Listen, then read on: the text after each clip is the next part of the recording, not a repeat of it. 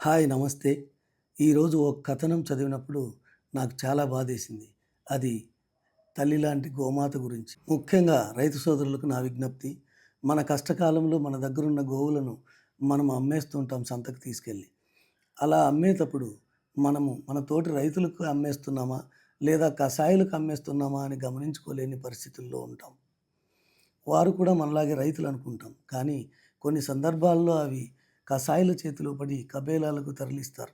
అలా ఆ కబేళాలకు తరలించబడినటువంటి ఆవులు 4 రోజుల పాటు తిండి లేకోకుండా ఒకచోట అలా కట్టివేయబడతాయి. తిండి లేకుండా 4 రోజులు అలాగే ఉండడం వల్ల తన రక్తంలోని హిమోగ్లోబిన్ కరిగి తన కండరాలకు అతుక్కుపోయేలా చేస్తారు. తరువాత అది మూర్ఛపోతుంది.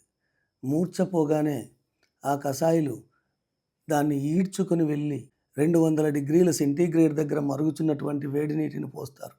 అంతేగాకుండా కర్రలతో విపరీతంగా దాన్ని కొట్టి హింసిస్తారు. ఎందుకో తెలుసా? తన శరీరంపై ఉన్నటువంటి చర్మాన్ని సులువుగా వేరు చేయడం కోసం. దాన్ని తలకిందులుగా వేలాడదీసి బ్రతికుండగానే తన శరీరంపై ఉన్నటి చర్మాన్ని వేరు చేస్తారు. రక్తమోడుతున్నటువంటి ఆ శరీరంతో దిక్కు తెలియని స్థితిలో ఆర్తనాదాల మధ్య తన ప్రాణాన్ని వదిలేస్తుంది. అలా చనిపోయే ముందు ఆ గోమాత మన మనసుల గురించి ఏమని ఆలోచించి ఉంటుందో తెలుసా? వీరిక నేనిన్నాళ్ళు పాలిచ్చి పెంచింది, తల్లిలాగా పెంచి పోషించింది అని రోదించుంటుంది కదూ. అయినా ఒక విషయం ఖచ్చితంగా చెప్పగలను. అలాంటి స్థితిలో కూడా మన మనుషులపైన ఖచ్చితంగా శాపనార్థాలు పెట్టి ఉండదు. అంత ఖచ్చితంగా ఎలా చెప్తున్నానో తెలుసా? అది పాలిచ్చే తల్లి కాబట్టి.